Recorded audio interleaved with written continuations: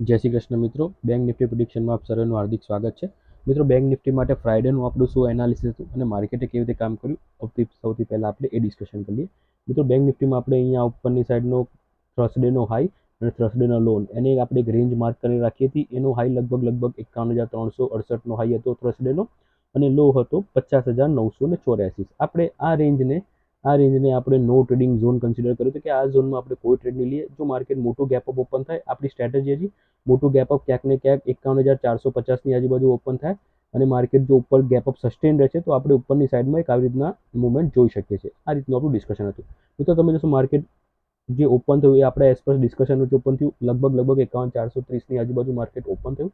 Market open થઈને મોટી સરસ મજાની ગ્રીન પિન બાર કેન્ડલ બી બનાવી અને માર્કેટમાં તમે જોશો આ જે એક પેટર્ન હતી, જે આ કેન્ડલ પેટર્ન કહેવાય, એ બુલિશ સાઇન બી હતી. રેન્જની ઉપર ઓપન થઈને રેન્જની ઉપરથી પિન બાર કેન્ડલ બનાવી તો અહીંયાથી આપણે ડેફિનેટલી એક સીની પોઝિશન બનતી હતી આપણી ડિસ્કશન પ્રમાણે, પણ માર્કેટે ઇમિડિયેટલી નેક્સ્ટ 15 મિનિટની કેન્ડલે આપણે અહીંયા એસેલેટ કરી નાખ્યું. બીજી 15 મિનિટમાં આપણું એસએલ લીધું, કારણ કે આ 15 મિનિટનો ચાર્ટ છે એટલે એક કેન્ડલ 15 મિનિટની છે, તો ડેફિનેટલી માર્કેટ આપણો એસએલ લઈ ગયું.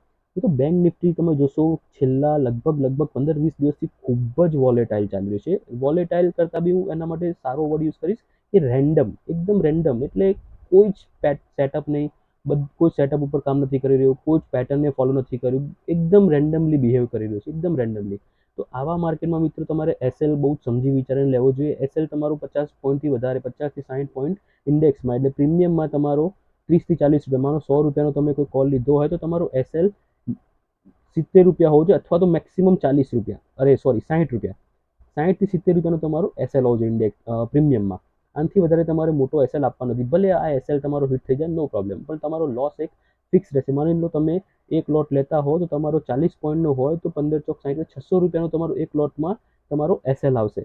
એની સામે તમે જો ટ્રેડ મળશે તો તમને આરામથી 1800 થી 2400 રૂપિયાનો તમને ટ્રેડ માર્કેટ આપી શકે છે. એ માર્કેટની કેપેસિટી છે, પણ એ ક્યારે મળશે? જ્યારે માર્કેટ એક ફ્લોમાં જશે. જ્યારે આવું માર્કેટ આવી રીતના રેન્ડમ માર્કેટ બિહેવ કરતું હોય તો આવા માર્કેટમાં કોઈ પણ પ્રોફેશનલ ટ્રેડર હોય જે ઓપ્શન બાઇંગ કરતું હોય એના માટે કમાવું બહુ અઘરું થઈ જતું છે. આ માર્કેટ ઓપ્શન સેલર માટે સૌથી બેસ્ટ છે, કારણ કે માર્કેટ એક રેન્જમાં જ ફસાઈ જાય છે, એક રેન્જમાં જ ફસાઈ જાય છે, તો પ્રીમિયમ ડીકેને એ લોકોનો બેનિફિટ મળતો હોય છે. તો ઓપ્શન બાયર માટે અત્યારનું જે માર્કેટ છે ખૂબ જ ભયાનક અને ખૂબ જ વોલેટાઇલ છે. તો જે સેફ ટ્રેડર છે મિત્રો, તો હું સજેસ્ટ કરીશ કે હમણાં ટ્રેડિંગ ના કરે, ટ્રેડિંગને અવોઇડ કરે, અથવા તો જો ટ્રેડિંગ કરવું હોય તો એક લોટથી વધારે ટ્રેડ ના કરે અને એક લોટમાં બી 30 થી 40 રૂપિયાથી મોટો એસએલ આપે નહીં. તો આ મારી એ લોકોને સલાહ છે. તો બેંક નિફ્ટીનો હું તમને એક વખત 45 મિનિટ્સનો ચાર્ટ દેખાડવા માંગીશ કે 45 મિનિટ્સના ચાર્ટ ઉપર બેંક નિફ્ટી કેવી રીતે કામ કરી રહી છે. અને બેંક નિફ્ટીનો મેં તમને જે કહ્યું કે એક રેન્જમાં માર્કેટ કામ કરી રહી છે, એનું તમને અહીંયા ક્લિયર કટ દેખાશે કે માર્કેટ સ્લોલી એન્ડ સ્ટેડીલી ઉપર તો જઈ રહી છે. તમે જો માર્કેટ લગભગ આ 19 ઓગસ્ટથી છે. યસ, 19 ઓગસ્ટ જ છે ને? યસ, એક જ સેકન્ડ ચેક કરી લઈએ. Yes, 19 August. યસ, માર્કેટ લગભગ 16 થી 19 ઓગસ્ટથી માર્કેટ કન્ટિન્યુઅસલી અહીંયા ઉપરની સાઈડ આવી રીતે આમ જઈ લે, સ્લોલી એન્ડ સ્ટેડીલી ઉપર જાય છે, નીચે આવે છે, ઉપર જાય છે, નીચે આવે છે. પછી તમે જોશો અહીંયાથી એક પેટર્ન ચેન્જ થાય છે. અહીંયા માર્કેટ ગેપ ઓપન થાય છે, એક રેન્જમાં ફસાઈ થાય છે. માર્કેટ ગેપ ઓપન થાય છે, રેન્જમાં ફસાઈ જાય છે. અહીંયા લગભગ 2 દિવસ રહી આ રેન્જમાં, અહીંયા માર્કેટ 4 દિવસ રહ્યું અને અહીંયા લગભગ 1 દિવસ થઈ ગયો છે, 2 દિવસ થઈ ગયા છે. તો માર્કેટ ગેપ અપ ઓપન થઈને એક રેન્જમાં ટ્રાવેલ કરે છે, ગેપ અપ ઓપન થઈને રેન્જમાં ટ્રાવેલ કરે છે, ગેપ અપ ઓપન થઈને એક રેન્જમાં ટ્રાવેલ કરે છે. તો જે રીતે અહીંયા 4 દિવસ માર્કેટે વિતાવ્યા છે આ રેન્જમાં, તો આપણે હવે એવું એક્સપેક્ટ કરી શકીએ જે માર્કેટ પેટર્ન કરી રહી છે ફોલો, તો અહીંયા બીજા માર્કેટ 2-3 દિવસ માર્કેટ અહીંયા સ્પેન્ડ કરી શકે છે આ જ રેન્જમાં. તો આપણે આ રેન્જને આપણો એક કહેવાય ને બાઉન્ડ્રી લાઈન માનીને ચાલી શકીએ. જો આ રેન્જની આજુબાજુ આપણને મળે તો પી, આ રેન્જની આજુબાજુ મળે તો સી.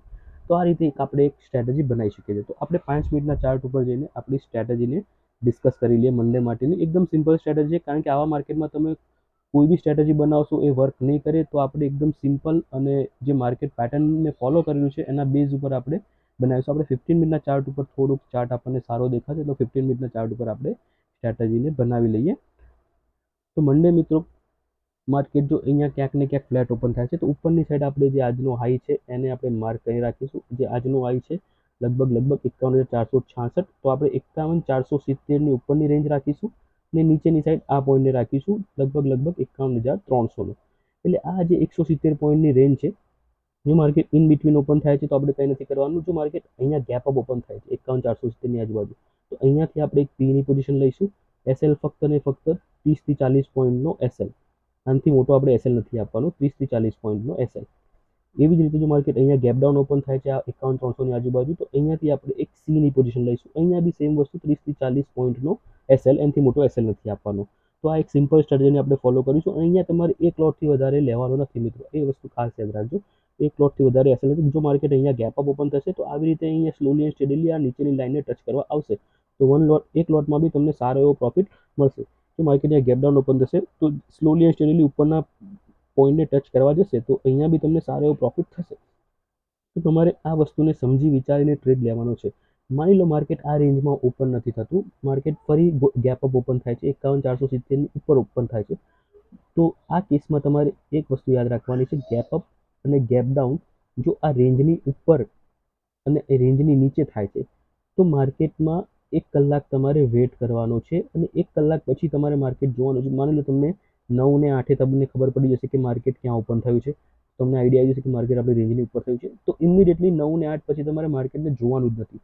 તમારે સીધું માર્કેટને 10:15 10:30 માર્કેટને જોવાનું છે. 10:30 તમારે માર્કેટને ઓપન કરીને જોવાનું છે, એ પહેલાં જોવા નથી. જો 10:30 માર્કેટ એના ઓપનિંગ પ્રાઇસથી માર્કેટ ઉપર હોય, માની લો માર્કેટ અહીંયા ઓપન થયું 51,550, ઠીક છે, આ રેન્જની ઉપર 51,550 ઓપન થયું અને માની લો 10:30 માર્કેટ 51,600ની આજુબાજુ હોય, મતલબ એની ઓપનિંગ પ્રાઇસથી ઉપર હોય, તો તમે એક સી માટે વિચારી શકો છો. અધરવાઇઝ જો માર્કેટની ઓપનિંગ પ્રાઇસથી નીચે આવી ગયું હોય તો આપણે પ્રાઇસ એક્શન કેવી રીતે બની રહી છે એ રીતે આપણે પ્રાઇસ એક્શનના બેઝ ઉપર આપણે ટ્રેડ લઈ શકીએ છીએ. જો પણ ઓપનિંગ પ્રાઇસથી ઉપર માર્કેટ હશે 1 કલાક પછી તો માર્કેટમાં ડેફિનેટલી અપસાઇડ મોમેન્ટમ સારો એવો જોવા મળી શકે છે. આ જ વસ્તુ નીચેની સાઈડ લાગુ પડે છે. માની લો માર્કેટ અહીંયા 51,240ની આજુબાજુ ઓપન થયું અને 10:30 પછી માર્કેટ જો 51,200 અથવા તો 150ની આજુબાજુ ટ્રાવેલ કરતું હોય તો તમારે ડેફિનેટલી નીચેની સાઈડ મોટો મોમેન્ટમ જોવા મળી શકે છે. પણ જો માર્કેટ એની ઓપનિંગ પ્રાઇસની ઉપર આવી જાય છે નીચેની સાઈડથી, અથવા તો ઉપરની સાઈડથી ઓપનિંગ પ્રાઇસની નીચે આવી જાય છે, તો માર્કેટમાં આ રીતની જ વોલેટાલિટી જોવા મળી શકે છે. તો મિત્રો ધ્યાનથી વિડીયોને સમજતો, વિડીયો તમને ગમે તો ચોક્કસથી કોમેન્ટ બોક્સમાં આપના વ્યૂઝ જણાવજો. તમારી કોમેન્ટ્સ મને પ્રેરિત કરે છે આવા સરસ મજાના વિડીયો બનાવવાની, તો મિત્રો કોમેન્ટ્સ જરૂરથી કરજો, શેર કરજો. Thank you. જય શ્રી કૃષ્ણ.